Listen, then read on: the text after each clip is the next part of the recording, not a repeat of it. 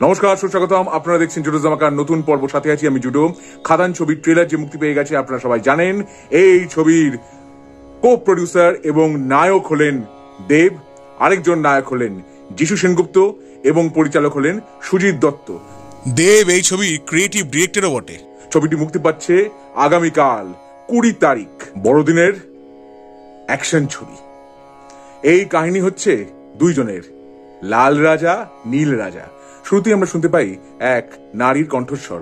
তিনি তার শিশু সন্তানকে গল্প শোনাচ্ছেন, দুজনের গল্প, রাজার গল্প, লাল রাজা নীল রাজা।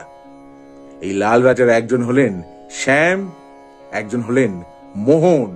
শ্যাম এবং মোহন এই দুজনের বন্ধুত্ব খাদান অঞ্চলে, কয়লা খনির অঞ্চলে লোকে বলে তারা নাকি মাফিয়া, নিন্দুকেরা বলে, শত্রুরা বলে, কিন্তু জনগণের কাছে তারা হলো মাসিহা।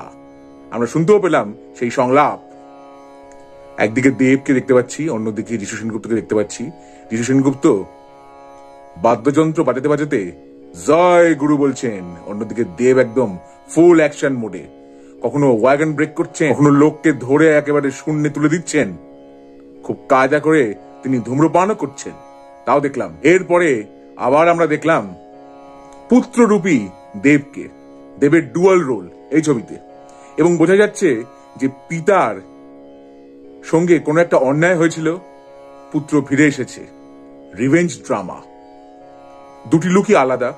প্রথম লুকের সঙ্গে পুষ্পার যে লুক তার সঙ্গে মিল আছে। পুত্রর যে লুক সেটা দেব স্বাভাবিকভাবে যেভাবে তিনি অপিয়ার্ড হন সেরকমই।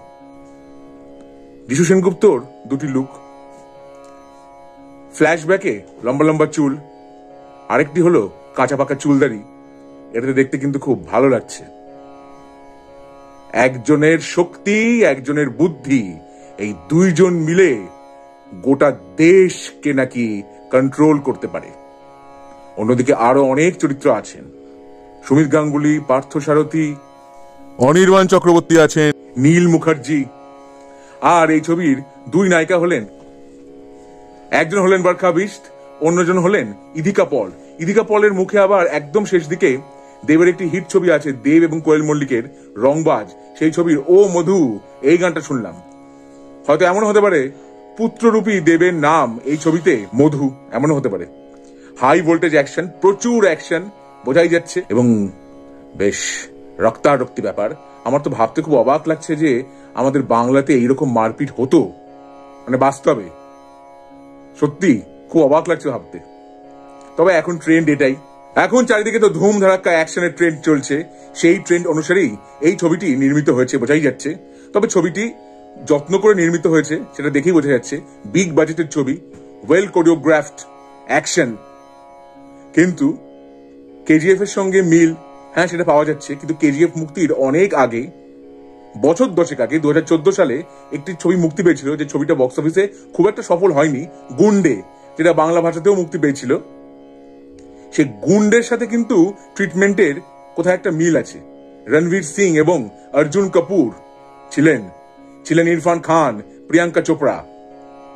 বাংলার প্রেক্ষাপটে বিক্রম এবং বালার বন্ধুত্ব নিয়ে তৈরি হয়েছিল সেই ছবি। সেখানেও ওয়াগন ব্রেকিং, কয়লা খনি ইত্যাদি ব্যাপার ট্যাপার অনেক কিছুই ছিল।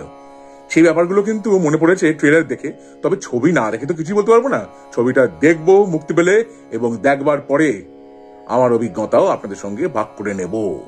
তা আমার এই ভিডিওটা কেমন লাগলো?